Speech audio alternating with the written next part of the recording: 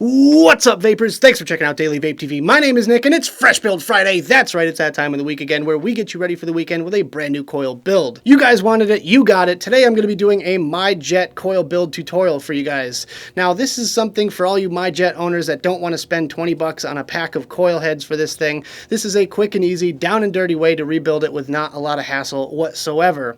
Personally, I didn't think it was possible just looking at those stock coils. I was trying to wrap my brain around how I was going to actually rebuild them. Well, I found a way, and it's actually pretty darn easy. So for you guys that are cheapskates like me, definitely follow along with this build here. So first and foremost, I will be putting a big disclaimer on this video because these coil heads were not meant to be rebuilt. So by doing this, you will be voiding any sort of manufacturer's warranty that might come with this device. So word of warning for you guys out there that want to preserve your manufacturer's warranty, don't do this build. Hope you guys enjoy it. Let's go down to the close-up view and build it up. Alright guys, so today I'm going to show you how to rebuild your MyJet coils. Now, I'm sure some of you are thinking, why bother even replacing the coil in there? It seems like such a tedious task to do when the coils themselves are pretty cheap. Well, I'm a cheapskate. I like to tinker around with things, and seemed possible, so I figured why the hell not. So anyways, this is what your coil is going to look like, except yours is going to have a little bit of wicking material. I have previously removed mine just to speed things along a little bit. So when you have your coil apart like this, you just want to just kind of separate all the little pieces. Make sure you hold on to them because they will go flying. You want to just remove that little metal piece there, and then you're going to end up with just your coil with these little brass or gold plated whatever posts and your coil. So the way to remove that coil is pretty easy actually. I didn't really have any trouble with removing the coil itself. You just want to kind of push down on those posts and they'll actually sink through the bottom of the mod. So you'll notice that they're coming out the bottom like that. So then you actually want to just take those all the way out. Again, make sure you hang on to these bits because they are tiny and they're very easy to lose and they're fragile and all that stuff. So your coil is just going to come out like that. That was one that I previously built. For taking out the original coil, you can either snip it off right at the top of those little posts, or you can actually just yank it out of the posts themselves. I tried kind of opening up the posts, didn't really work out, so I ended up just taking those posts all the way out. But anyways, today we're going to be rebuilding it with a little bit of this 0.5 millimeter ribbon wire. Why ribbon wire, you may ask? Well, I figured the flat ribbon might not interrupt, the actual posts going through as much as round wire would. However, I believe it's 30 gauge wire that they're using for the stock coils, and I'm pretty sure they're 7 rep stock coils. If you're going to attempt this with anything other than something like this, if it's 28 gauge or if it's 30 gauge probably 7 wraps. 28 gauge I would probably do about 10 to 12 wraps. So there you go. That's my advice. Follow it if you want. But today we're going to be using some ribbon wire. You only need about 3 or 4 inches. I mean, that's going to be a little bit too much, but I like to have a little bit of a handle on things by using a little extra wire. So we'll just take one little wrap around of this ribbon wire and put the spool off to the side. The easiest way that I found to do this is actually by starting off your coil just by putting a little bit of that wire through the bottom piece there and then bending it over. That kind of gives you a little bit of room on this side here to work with. Then you can just take one of your little posts.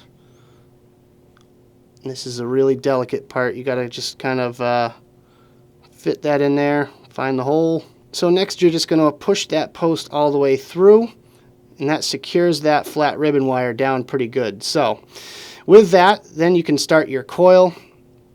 I usually just take my 1.5 millimeter bit from my Coil Master kit, and that's what I use to wrap my coil around. Come on, autofocus, there we go. So you're actually going to kind of do this very similar to like a single strand build, actually. That's kind of the closest comparison I would make to it, where you just kind of hold your post right next to, or hold your bit right next to the post and just wrap around a few times. So I'm going to do 6 wraps today.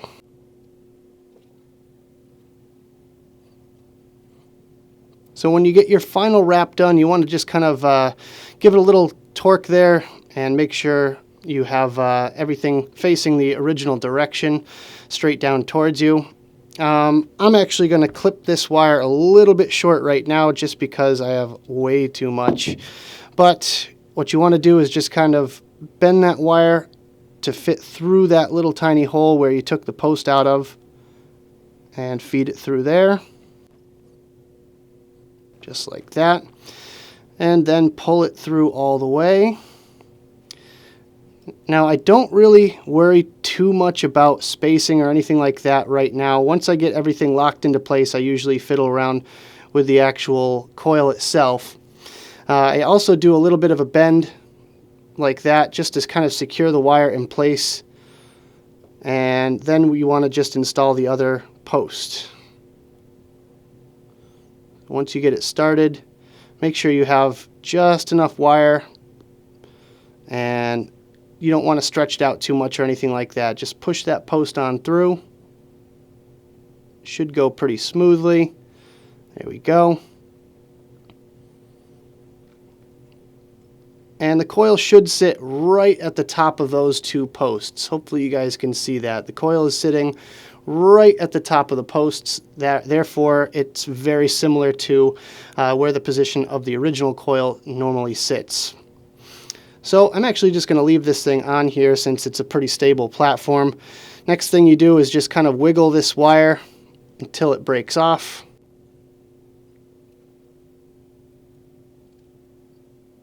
Just like that. Now you can use your clippers with that step. It's really up to you, personal preference kind of thing. So, and there we go. We have a nice coil all done up. Posts look clean. Everything's nice there. And now you just want to remove that if your coil is in the right spot. I think everything's looking pretty good right here. I don't really want to mess with it too much. If you want to pinch it, you can pinch it.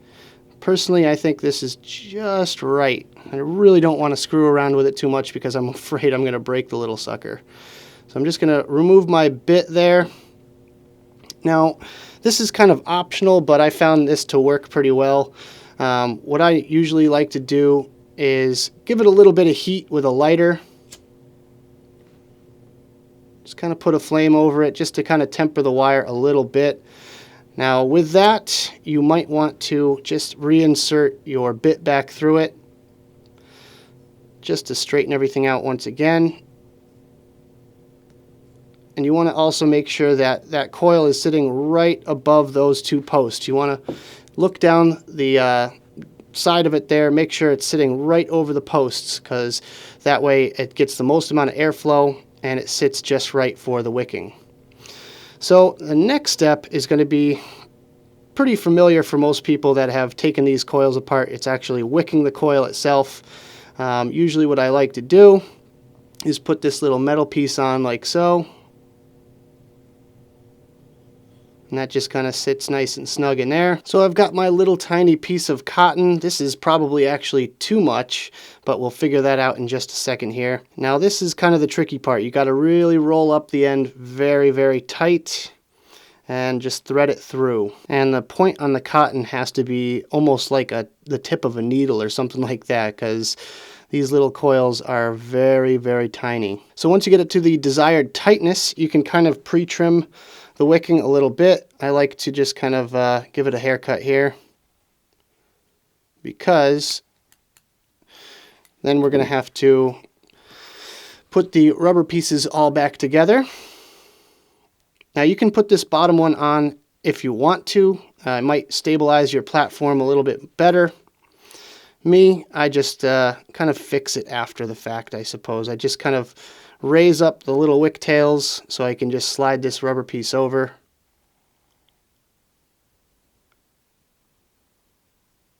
And it should slide on pretty good. There we go. Then you want to take some very tiny tweezers and just organize your wicks.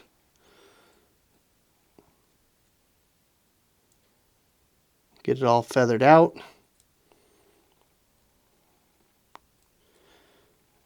Just like that there. Looking pretty good.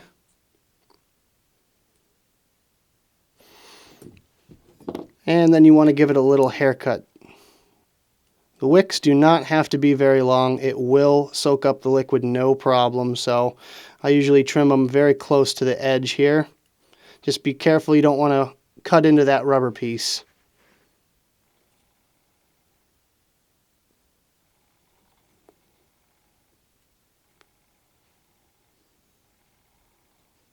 And you really don't want too much cotton. That could be the killer with this guy here. You really just want a tiny little bit of cotton going through that coil, because too much cotton can clog it and then you won't get the desired effect. So that looks pretty good to me. It looks pretty much like the original, and that's kind of what we're shooting for here. So just get it to where you like it.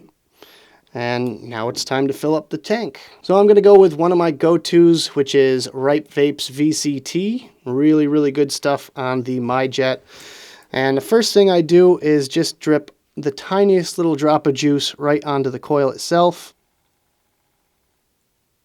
Not too much, because then it'll go right through to the bottom and get everywhere. So just a little dab just to saturate it, get it ready to go for your first pull. Now once you have that saturated, you want to just put the final little cap on here and insert your coil. And that's it. You just rebuilt yourself a MyJet coil. Perfect. I'm probably going to do a little bit more experimentation with these builds. Hopefully I'll get you guys a round wire build in sometime in the near future or something like that. But if you've got, 10 minutes to kill and you really want to get a new coil on one of these guys, it's just that easy. So let's go back to the main screen and have a quick vape on this thing.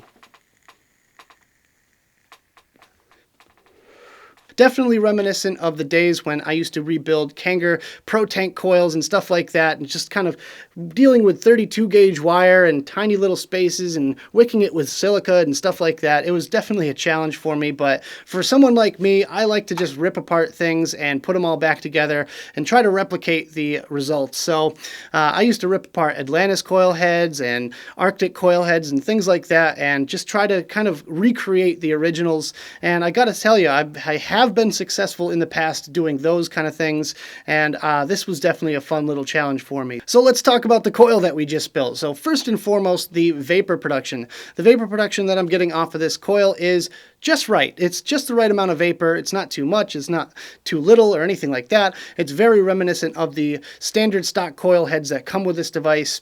As far as the flavor is concerned, I'm using nichrome 80 wire, and with that I'm using also ribbon wire, so I feel like those two factors definitely play a slight part with this thing here.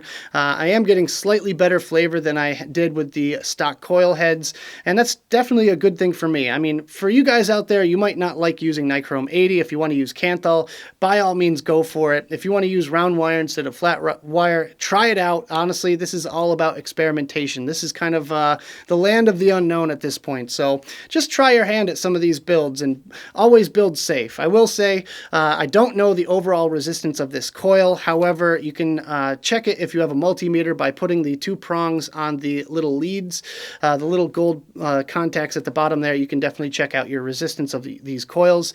You want to stay above 1 ohm. Honestly, the sweet spot for these are going to be around 1.2 ohms. You can check out steamengine.org. I'll put a link in the description if you want to check out the specific wire type and how many wraps and diameter and everything like that you want to use. You can check it out there and make sure you're in the safe zone with this one here. But with that being said, I don't know the overall resistance of it or anything like that, so build at your own risk and always build safe, guys. So last but not least, I wanted to talk about the difficulty of this build. Now, for someone like me that's used to taking apart these little tiny micro coils from back in the day, like the Pro Tank coils and stuff like that, like I talked about, it wasn't too difficult. It was just a matter of time for me to figure out how I wanted to go about doing the whole process. So just kind of taking that time and figuring the whole thing out and going slow and making sure I did it right was really the most difficult thing for me. But I feel like if you kind of follow along with the steps in this video, it shouldn't be that difficult for you guys out there to rebuild these coils for yourself. So there you go. If you followed along these easy steps, you have just successfully rebuilt yourself a MyJet coil. Yes, it can be that easy. However, the one last thing I wanted to say was these coils are not going to last forever. You will need to eventually replace that whole base because they are made of plastic and they're not meant to be rebuilt. Eventually they're going to break down, so don't be scared if you end up breaking one of these coils. But I will say, if this is your main device that you use every day, have an extra coil on hand just in case. But with that, I'm going to leave you guys with a few puffs off of this thing, and then we'll sign out. So that about does it for this video, guys. I hope you enjoyed. If you did, make sure you hit that like button and subscribe for more videos just like this. Of course, leave me comments in the box below. I'm sure you guys are going to have a lot to talk about with this build here. Did you do it successfully? I want to know. Let me know your thoughts.